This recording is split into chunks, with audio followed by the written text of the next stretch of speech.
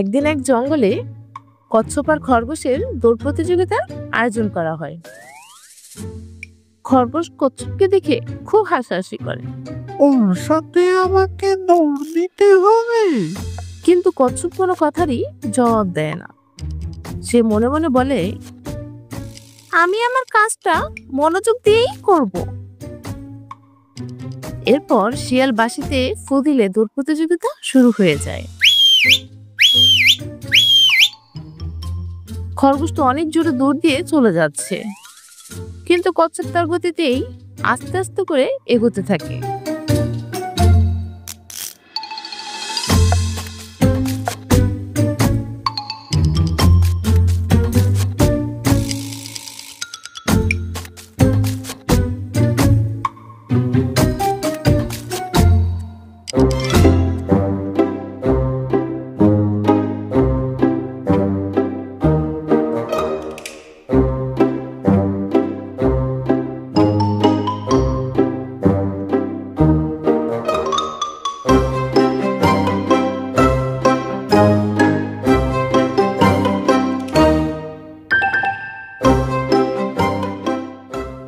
একটু পরে দেখা যায় খরগোশ একটা গাছের কাছে যেয়ে ভাবতে থাকে, ওই কচ্ছপের আসতে এখনো অনেক দেরি। আমি এর ভিতরে একটু ঘুমিয়েই নেই। ও আসার আগে আমি আবার উঠে দৌড়ে প্রথম হয়ে সবাইকে দেখিয়ে দেব। হি হি হি। এই বলে খরগোশ একটা গাছের সাথে হেলান দিয়ে ঘুমিয়ে পড়ল। ওই পাশে কচ্ছপ আস্তে আস্তে এগোতে এগোতে দেখলো খরগোশ একটা গাছের সাথে হেলান দিয়ে ঘুমিয়ে পড়েছে। সে মনে মনে বলল, আমাকে আমার দৌড়টা আগে শেষ করতে হবে। কোনো কাজ শুরু করলে সেটাই মনোযোগ দিয়ে করা উচিত। তাই বলে কচ্ছপ হাঁটা শুরু করলো।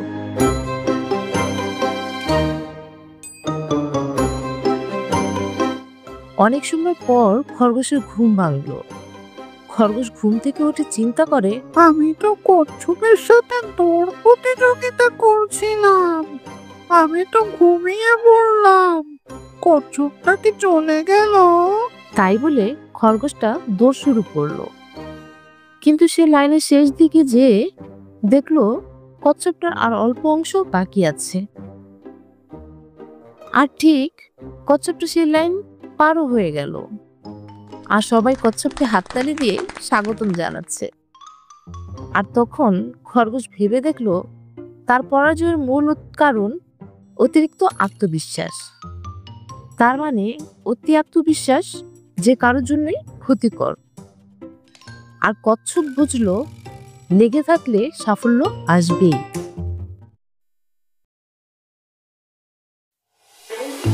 হেরে যাওয়ার পর এবার খরগোশ আবারও কচ্ছপকে দৌড় প্রতিযোগিতায় চ্যালেঞ্জ করলো, আর কচ্ছপও রাজি হয়ে গেল।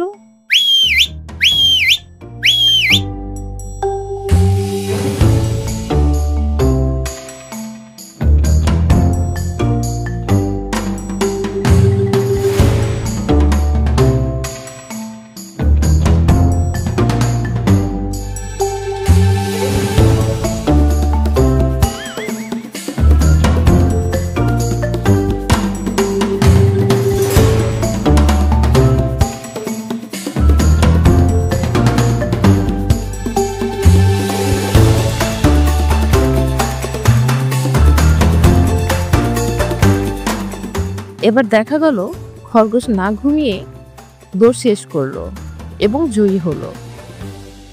আর খরগোশ বুঝলো মন দিয়ে নিজের সামর্থ্যের পুরোটা নিয়ে কাজ করলে দ্রুত সফল হওয়া যায়।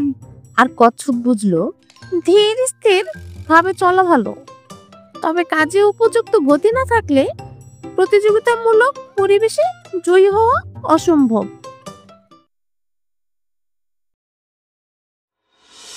কচ্ছপ এবার খরগোশকে আরেকবার দৌড় প্রতিযোগিতার আমন্ত্রণ জানালো। খরগোশ নির্দ্বিধা রাজি হয়ে গেল। তখন কচ্ছপ বলল, এই একই রাস্তায় আমরা দুবার দৌড়েছি, এবার অন্য রাস্তায় দৌড় হবে। খরগোশও তার কথায় রাজি হয়ে গেল। অতএব নতুন রাস্তায় দৌড় প্রতিযোগিতা শুরু হলো।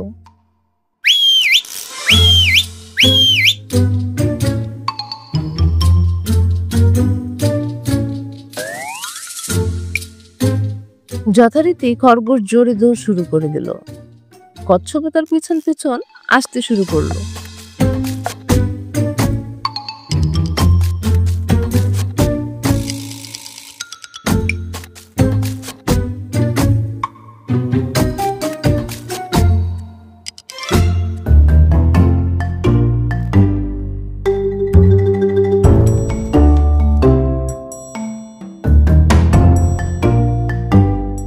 কচ্ছপ যখন খরগোশের কাছে পৌঁছালো, দেখলো খরগোশ দাঁড়িয়ে আছে, কিন্তু দৌড়ের শেষ সীমানায় যেতে পারেনি, কারণ দৌড়ের শেষ সীমানার আগে একটি খাল আছে।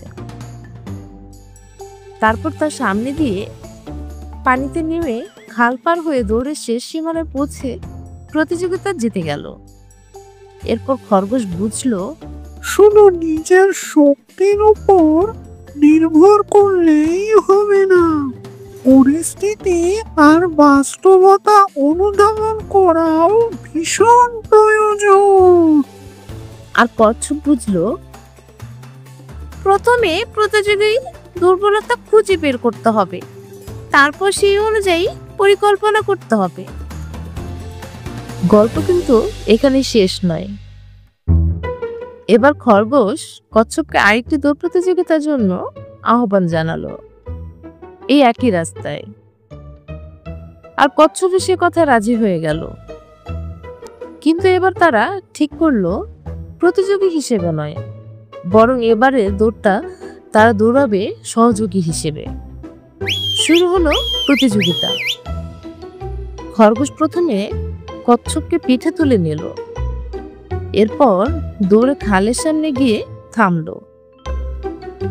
এবার কচ্ছপ খরগোশের পিঠ থেকে নেমে খরগোশকে নিজের পিঠে তুলে নিল, তুলে নিয়ে খাল পার হতে শুরু করলো।